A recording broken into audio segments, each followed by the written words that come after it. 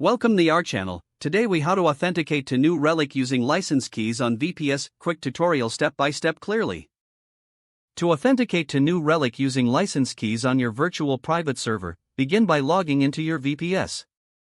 Ensure that you have the necessary permissions to install software on the server. First, open your terminal or SSH into your VPS. Next, you will need to install the new Relic agent specific to your application. You can do this by following the appropriate installation instructions for your programming language. For example, if you're using Node.js, you can execute the command to install the new Relic package via npm. After the installation, locate the configuration file for the new Relic agent. This file is usually named newrelic.js for Node.js applications or similar for other languages. Open the configuration file in a text editor of your choice. Now, you will need to input your new Relic license key. You can find your license key in your new Relic account under the Account Settings or API Keys section. Copy the license key from your new Relic account. In the configuration file, look for the section labeled license_key and paste your copied license key there.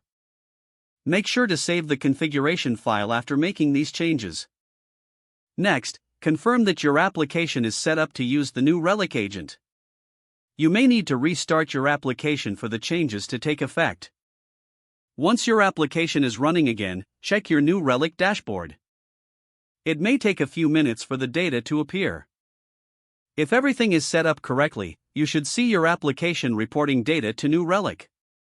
In case of any issues, revisit the configuration file and ensure that the license key is correct. Additionally, verify that the new Relic agent is properly initialized in your application code.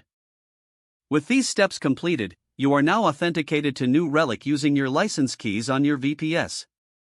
If the page does not load, refresh the browser or try again in a private or incognito window. Make sure you are using the correct email address, then retype it carefully to avoid small typos. If your password is not accepted, use the reset option and create a new strong password you can remember. Check your spam folder for verification or security emails, then complete any requested confirmation steps. Enable two-factor authentication if available to improve account security and reduce unauthorized access risk.